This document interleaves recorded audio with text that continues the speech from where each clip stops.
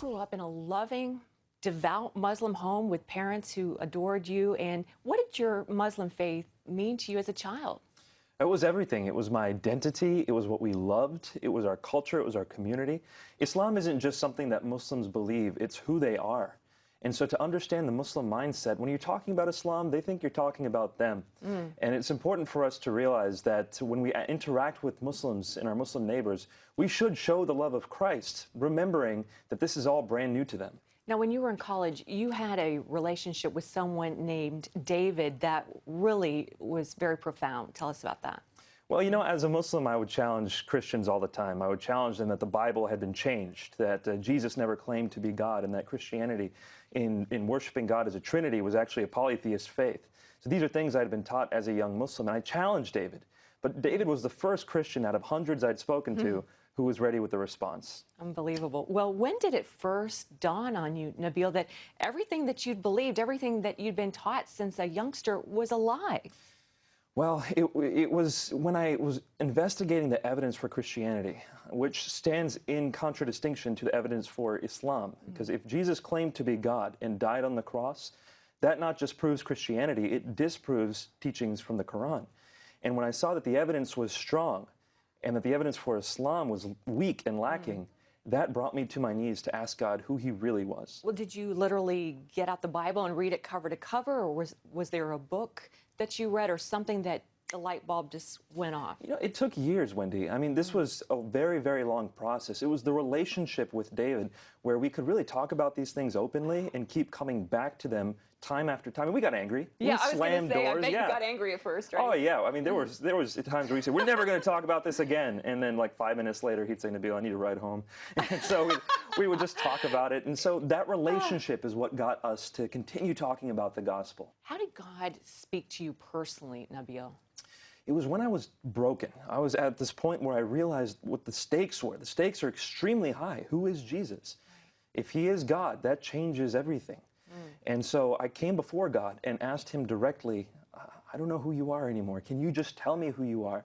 And Muslims often ask God for dreams to guide them, and so I did as well. Right. And God gave me a vision and 3 dreams that led me to Christ. Well, tell us about one of these dreams that God gave you.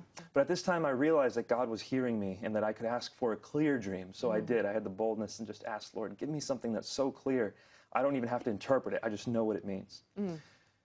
I got my next dream, where I was standing at the threshold of a narrow door. This door was just wide enough to fit me and just tall enough to fit me.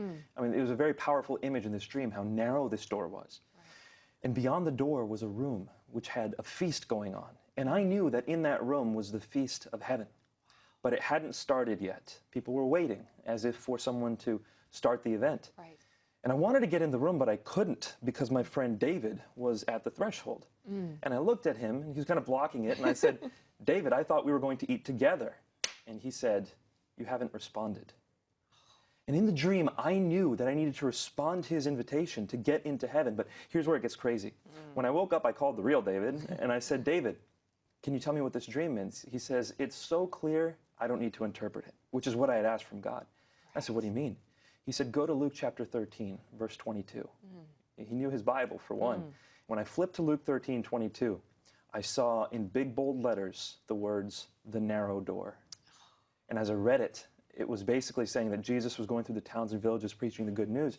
And the disciples asked, Lord, are many going to be saved? And he said, make every effort to enter through that narrow door. Because many, I tell you, will try, and few will be able. And you will see people sitting inside at the feast of the kingdom of heaven. Make every effort to enter before the owner comes and closes that door, or you'll be weeping and gnashing your teeth. God gave me a dream where he placed me in the center of a biblical parable, telling me exactly where I was in my life. That is powerful. Well, how did your conversion affect your Muslim family? It was devastating. It was devastating. We have a small family, just my sister and I and my parents. And as the only son in the family, I kind of carried the honor for our family in the next generation. And becoming a Christian was about the worst thing I could do to my family's honor. So it wasn't just a decision I was making that affected me. It affected the whole family. And when a Muslim comes to Christ, there's much, much that he has to consider giving up.